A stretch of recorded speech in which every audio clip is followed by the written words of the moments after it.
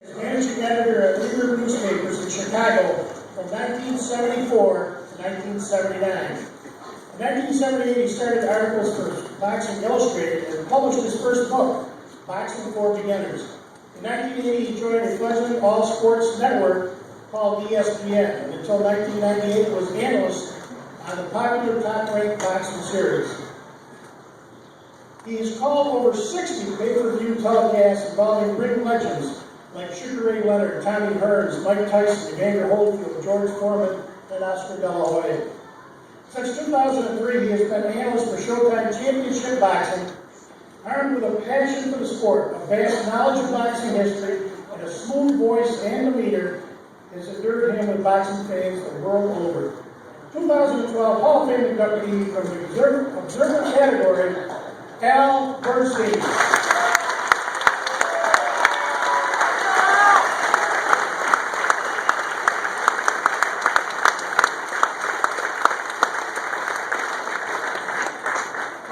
Thank you so much. I have something in common with Carlos. I don't know Al Bernstein. Thank you so much. This Hall of Fame is essentially for the great boxers who you see on this stage and others that are not here. It's built for them. It is their house. However, this Hall of Fame is very generous in the way it welcomes those of us who fulfill another function for boxing. And I take this as a supreme honor that I'm allowed to be a part of this place that is so special. It's a singular honor, and it's made even more special to me by the other inductees who are on this stage. I have a shared history with every one of them. And I cherish that. And with the exception, perhaps, of Mark, who is a little younger, most of us came into the public consciousness in the 1980s. So it's kind of, we represent that decade, if you will. And that was one of the great decades ever in the sport of boxing. And if you remember that decade, it was also a decade in which everybody had more fun than any other decade. So it's possible that we're being honored because we survived the 80s. Would you say it's the first statement, though? Anyway, we're here and we're very happy to be a part of this. There are, of course, as we mentioned, 3 of the 4 kings from the 1980s are here. Obviously, Tommy Hearns, who's being inducted, Sugar Ray Leonard just behind me, and Marvelous Marvin Hagler as well. I was so fortunate to get to announce a number of the fights involving these great men. It was an era in boxing that may never come again. It was so extraordinary. And in 1985, I had the privilege of announcing the fight between Tommy Hearns and Marvelous Marvin Hagler. And I remember in that outdoor stadium at Caesar's Palace, and if any of you have ever been there, it's one of the most extraordinary settings for a fight ever. And when Tommy was coming out, I remember sitting there and thinking, how fortunate am I that I have this seat to call this fight, which we got the feeling would be a fight for the ages, and it certainly was that. And I tell you, and this is absolutely true, since that time, every single time we're getting ready for a fight and fighters are walking in, I consciously try and recall that moment in my mind so that I can remind myself how fortunate I am to be sitting there calling these fights. And it's a great exercise because it reminds me how lucky I am to be able to chronicle the sport of boxing for all these great fighters. But with that good fortune comes a responsibility. A responsibility that every sportscaster and every broadcaster should take seriously. There are certain things that should never ever happen, and I've made 3 rules for myself as a sportscaster to allow me to hopefully keep the respect of all these great athletes. Number 1, I never try to be bigger than the event I'm covering.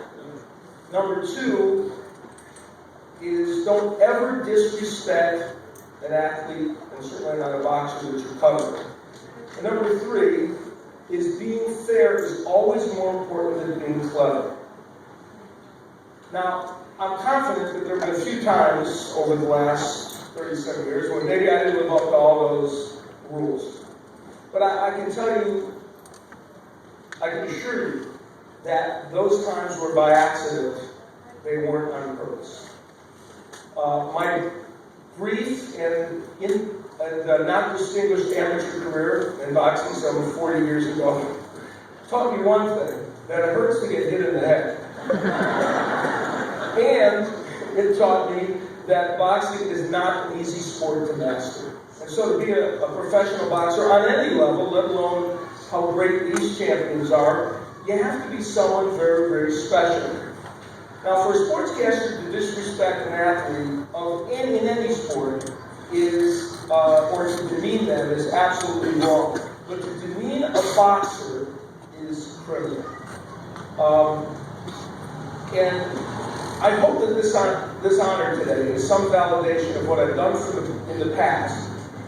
But I will tell you that it energizes me in the future. It energizes me to try and do a better job, to do my job as well as I can, to chronicle the sport of boxing so that we reach out to new fans, as well as holding on to the base of boxing and make sure that this sport is explained to everyone in the right way.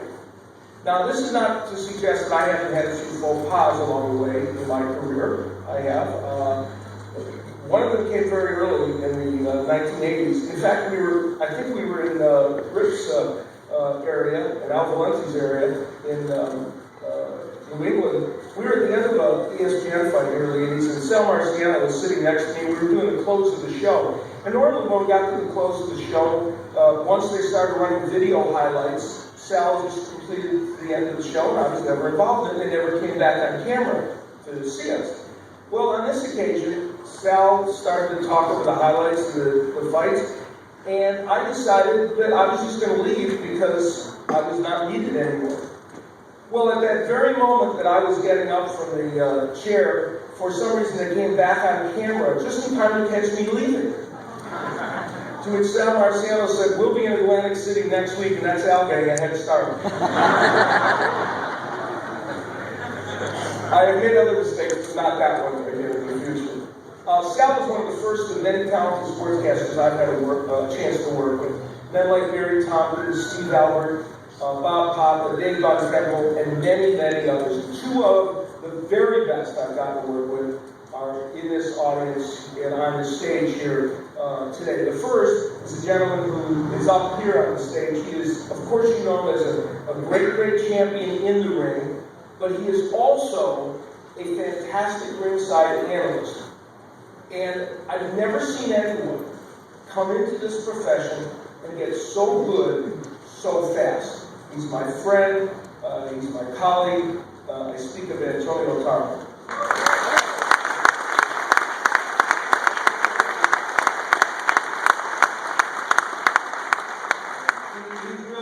He's really a joy to work with. Another gentleman who's here is Steve Farman, who you know from the show box.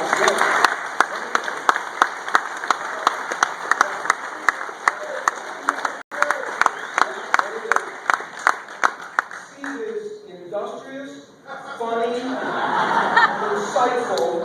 Wait a second, Steve, I can't read this next action. Oh, no, you just wrote it. It's brilliant. That's the one. No, you know what? He gets all those things, and he happens to be something else. He's a dear and loyal friend, and I'll tell you something. When I want to listen to somebody broadcast boxing, he's the guy I want to listen to at all times. I want to thank all my Showtime colleagues. You know, in 2003, I moved to Showtime, and I ended up in broadcasting heaven. It's been the most productive and best time of my career, by far. And I thank every single one of my Showtime colleagues for coming. They have stepped up to the plate this weekend, to chronicle the weekend, and they get very, very special for me. So I'm very pleased about that. And I want to mention two of the people that are here by name, not just because they're my bosses. It's The gentleman who's the executive producer of Showbox and the vice president at Showtime, he's maybe the most honorable and decent man I've met, both in and out of television, Mr. Gordon Hall.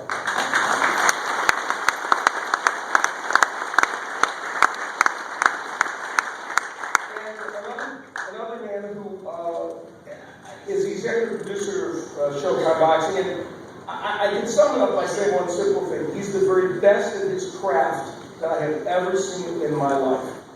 He also happens to be a valued and trusted friend, and he has helped make Showtime Sports, in my opinion, superb.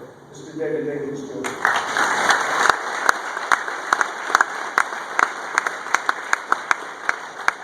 I'm honored to have many family and friends here, and among them, the Daly family from Lake Charles, Louisiana, they're like a second family to me. They've come to share this with me. My sister-in-law and brother-in-law, Joe and Kathy D'Onofrio, my niece, Melissa, and her husband, Sean, and my nephew, Scott. I think of them as second children to me. They're special to me, and will always be. And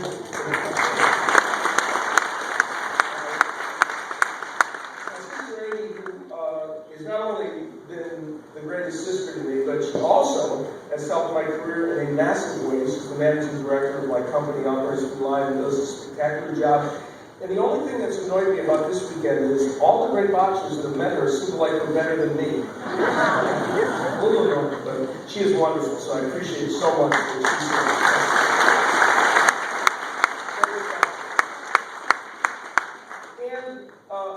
He already got a shout out from Desmond Howard, which is pretty good. My son Wes, my 13-year-old son Wes, who is sitting down there, and my wife Connie, who mean the world to me. Now I know they're proud of me, but I can assure you I'm prouder of them. So I appreciate that.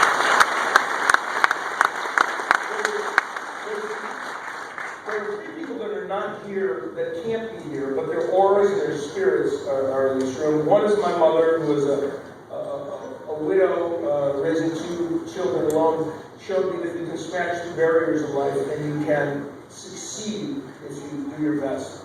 And then the other is my father, who, the second is my father, who loved sports and especially loved boxing. Now, I used to, when I was about 9 or 10 years old, I used to sneak down the stairs in our house and sit just out of eye shot when my father was watching the Friday night fights, and I would listen to those fights. And I would hear the voice of the greatest boxing announcer then, the greatest boxing announcer now, and the greatest boxing announcer that there ever will be, the great Don Dunphy.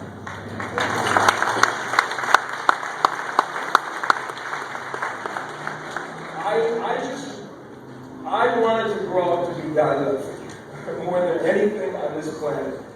And in 1986, he is the third person whose spirit hovers over this, for me anyway, hovers over this induction ceremony. In 1986, I got to meet Don Dunphy when we interviewed him. I interviewed him on ESPN. He became a mentor and a friend to me. It was like a dream come true. And I learned from him, and I got to experience who he was as a person, and he was a remarkable man. And when he died, the New York Times had this obituary. It said, Don Dunphy was an objective voice in a subjective sport. I hope that at some point, people feel that way about what I've done. I am not Don Dunphy, I will never be Don Dunphy. But if I can live up to that credo that he set out, then I'll be happy with that. Thank you very much.